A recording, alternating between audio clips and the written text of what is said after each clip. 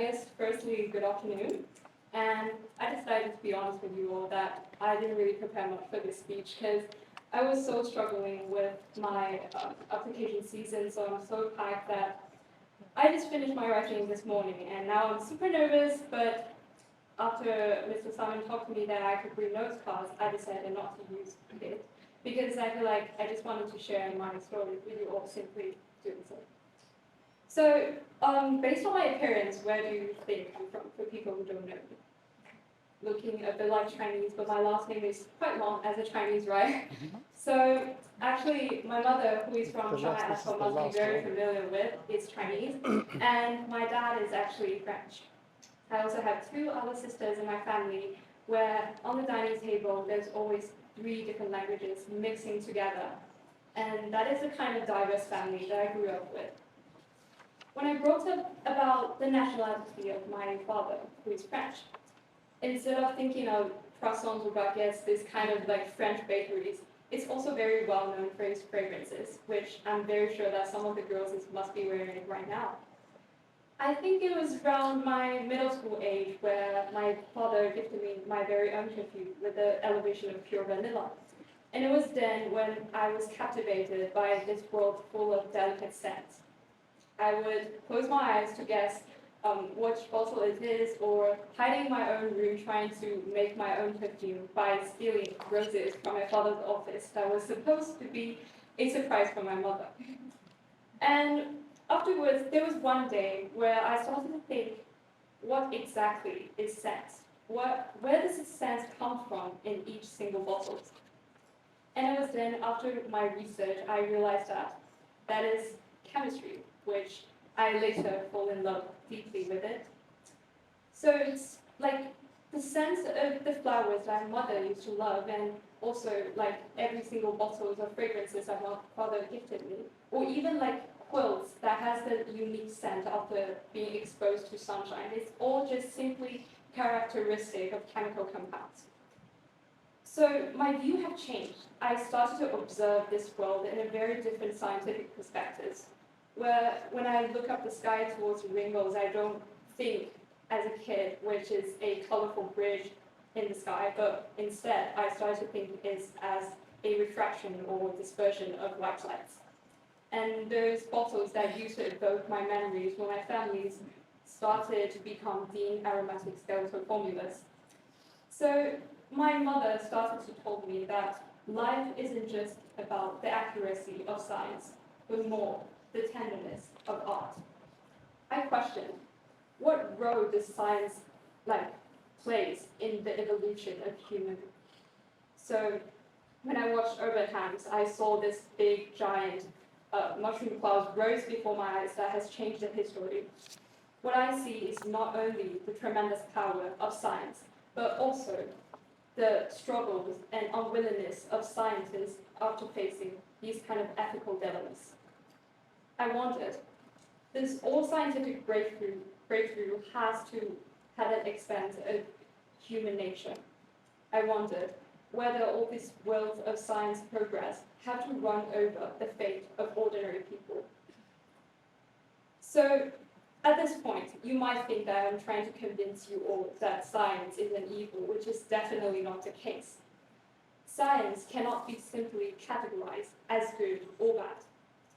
As my research had deepened, I started to realize that science is not only limited to those stories that changes the world, those grand stories, but also it can be also very closely linked to daily lives.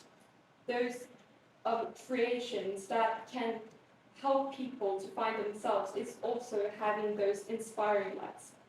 It could be letting blind people feeling the spring again by smelling fragrances with flower scents, or like letting those people with disability to embrace the speed of wind again using artificial limbs, or even those like colorful paintings that you can use on historical buildings to like make it last longer.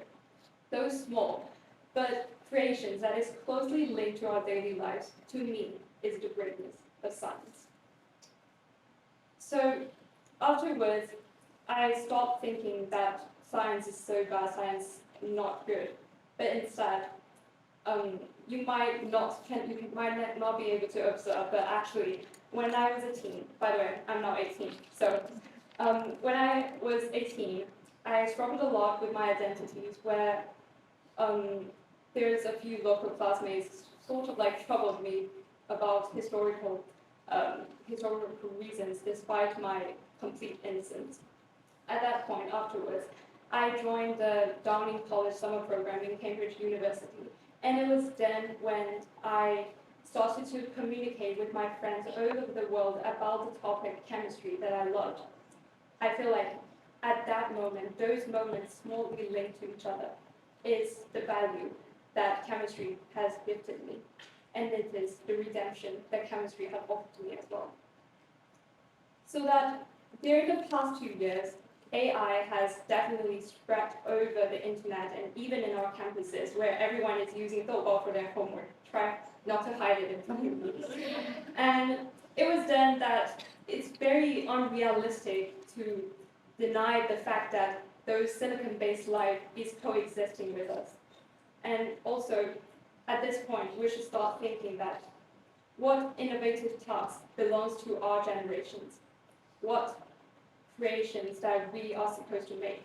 It's not only about those technologies, but also the persistence and inheritance of human natures. We cannot deny that AI can do a lot better than us human beings. They can calculate better, they are more accurate, and probably in the future, even if there are skills that they haven't acquired yet, can definitely be acquired by using like self-evolution intelligence. So at this point, what exactly only belongs to our human beings? Which I think is the scent that I was always pursuing. Value is endowed by experience. Those scents, even if AI can replicate them, the pieces of memories behind them cannot be replaced. Even if AI can detect what is inside each bottle, those components, or the acid-base ratio of each solution, what it cannot detect or encapsulate is the memories behind each delicate scent that belongs to every single one of us.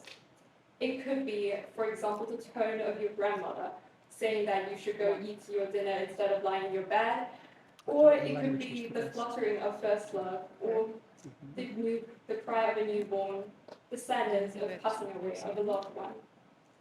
Those delicate scents always have these small memories that closely link to us, which is not able to replace. So, at this point, after I mentioned the Downing program that I joined in Cambridge University, my research was about vanillin. It's a chemical compound that gave rise to the scent of vanilla. So its annual production is about very big, like 20K ton, which is sort of your fault who loves to eat vanilla ice cream. The fact is that the problem lies behind is, for its synthesis, it requires like a lot of harsh conditions that give rise to global warming and will harm the nature towards the humanity. And now the two sisters that I mentioned, one is just finished her doctorate in the UK, and the other just finished two different studies in Ottawa and then in London, who is now studying cognition psychology in the US again. And me, I'm about to step into university in the next semester. Next semester, in fact.